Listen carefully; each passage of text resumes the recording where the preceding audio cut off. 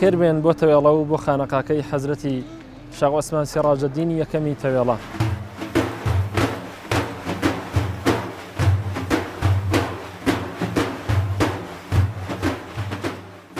ئەم خانەقا پیرۆزە کە خانەقای حەزرەتی سیراجەدینی یەکەمی تەوێڵەیە نەقشبەندی لە ساڵی 1866 زاینی دروست کرا. کاتی خۆی حەزرەتی شێخ عوسمان سیراجەدینی یەکەمی نەقشبەندی کە گەورە خەلیفەی حەزرەتی مەولانە خالیدی شارەزووری بووە. دوای ئەوە کە حەزرەتی مەولانە خالید لێرە نامێنێ و ناچارەکرێت کە کوردستان بەجێ بێڵێ بەرەو سووریا، ئیجازەی پێدرێت لەلایەن حەزرەتی مەولانە خالیدەوە کەوا خانەقای هەبێ ومە خانەقای سەرەکی نەقشبەندیە لەم ناوچانە. ڕۆڵی خانەقا لە بنەڕەتە ئەو کاتێک کە دروست کراوە دوو لایەنی گرتووە. هەر ئەوە نەبووە مەسەڵەن فەرق هەیە لە بینی مەدرسەی خانەقا لەگەڵ مەدرسەکانی ترە، بەتایبەت مەدرسەی خانەقای تەوێڵە لە دوو لایەنەوە ئیشی کردووە. لایەنی تەسکیە و کاری پەروەردەکردنی ڕۆح و ئەخلاق، ئەمە لایەنێک بووە. لەگەڵ ئەوەشە لایەنی زانستی شەرعی و ئاینی کە لێرە خوێنراوە. شێخ عوسمان سیراجەدینی یەکەم لێرە کارەکەی ئەوە بووە کە خۆی عالمێک بووە، علمی تەواو کردووە لە خزمەت حەزرەتی مەولانە خالیدا، مناڵەکانیشی بە کچوو کوڕۆ هەمووی علمیان تەواو کردووە، هەم علمی تەسکیەی نەفس و پەروەردەکردنی ڕۆح و ئەخلاق، هەم فەقێتی و شەرعی و ئەوانە.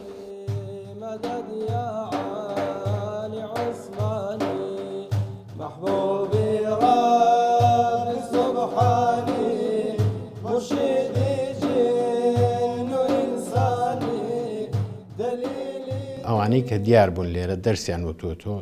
هەردوو لایەنەکەی، مەسەلەن بۆ نمونە شێخ ئیسماعیلی هەجیجی زیاتر پەروەردەی ڕۆحی و تەسکیەی نەفس و ئەمانەی کردووە. حاجی مامۆسای نۆچی هەبوو مدەتێ لێرە دەرسی وتوتۆ. حامدی کاتب الئەسرار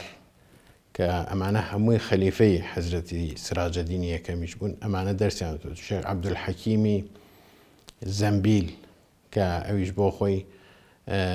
هەم لە سەردەمی حەزرەتی سیراجەدینی یەکەمە هەم لە سەردەمی جێگەدارەکە کە حەزرەتی بەهادینی یەکەمە لێرە وجودی هەبووە بەیناوبەین دەرسی وتوتۆ.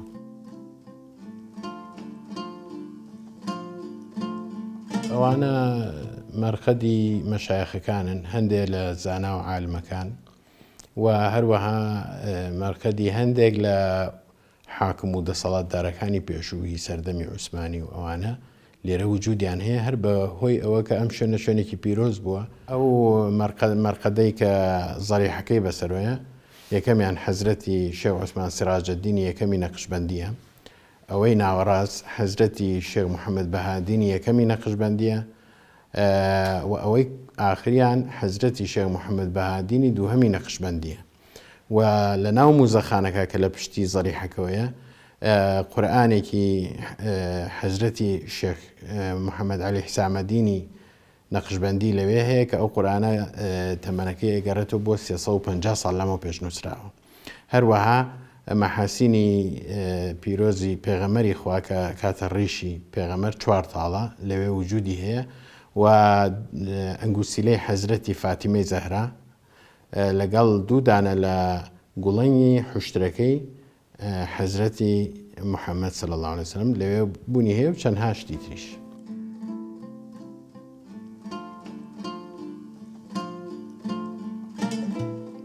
فەقەکانمان بەتایبەت لە چوارپاشەی کوردستان و چ لە باکووری کوردستان چ لە باشوور کە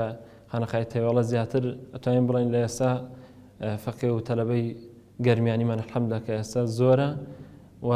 لە ئێران و فەقێ بۆ هاتووە و هەروەها لە پێشترە فەقێمان هەبوو بڵێن خەڵکی منتەقەی حتا تورکیا مەناتیقە عەرەبیەکان بڵێن ئەوانە وەکو شوێنێک بۆ پێگەیاندنی عولەما و ئەو زانانەی کە معلومە لە مێژووی ئەم خانەقایە پێگەیشتون و ناوێن هەبووە. فەقەکانمان لێرە لە تەمەنی هەمان بۆ بڵێن 12 ساڵ هەتا کەمتریش، بەڵام لەسەری 12 ساڵانێتر لێرە ئێمە فەقەکان وەرەگرین و تەلەبانی کە یەن بۆ خوێندن. و هەندێک بڵین مەرج و شەرتەیە کە لێرە خانەقا هەمیشە جێگەی نامدان بووە و بێبەرامبەر خزمەت بەو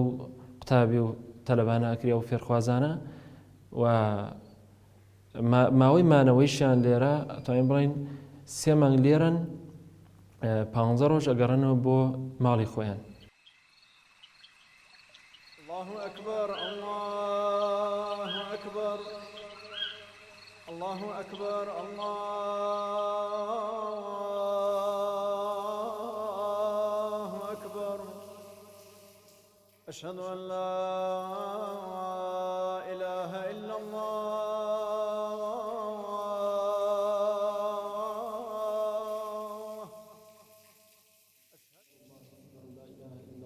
خاتم النبيين محمد رسول الله اللهم رب هذه الدعوة التامة الصلاة القائمة آت سيدنا محمد الوسيلة لا إله إلا الله لا إله إلا الله لا إله إلا الله لا إله إلا الله لا إله إلا الله.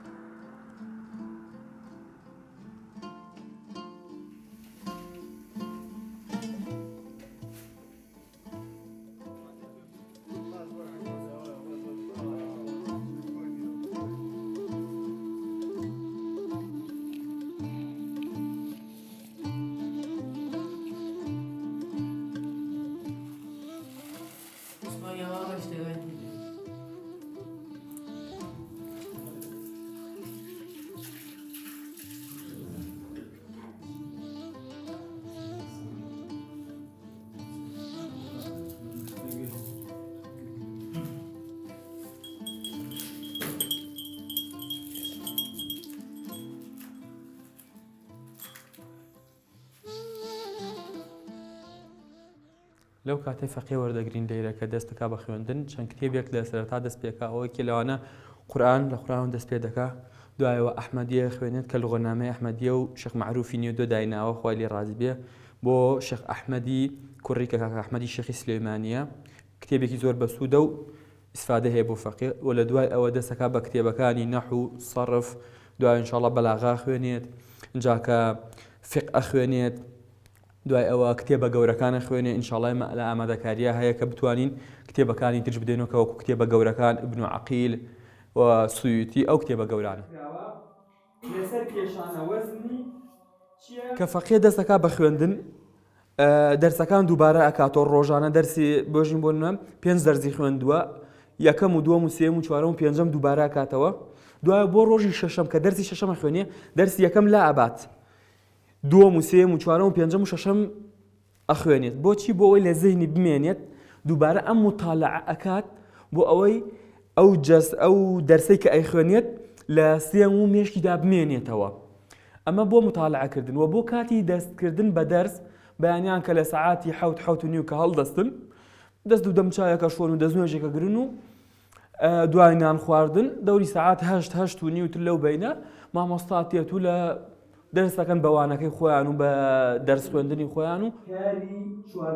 تەلەبەمان هەیە بۆ نمونە لێرە فەقێیە لێرە دەرسە خوێنیە و لە مەدرسەش لە مەکتەبیش وانەکانی خوێنیە و شادەی مەکتەبیش دێرێ بۆ نمونە لەوانەیە بچێت زانکۆ بخوێنێ لەوانەیە بچێت بێتە دکتۆرایش و لێرەش فەقێ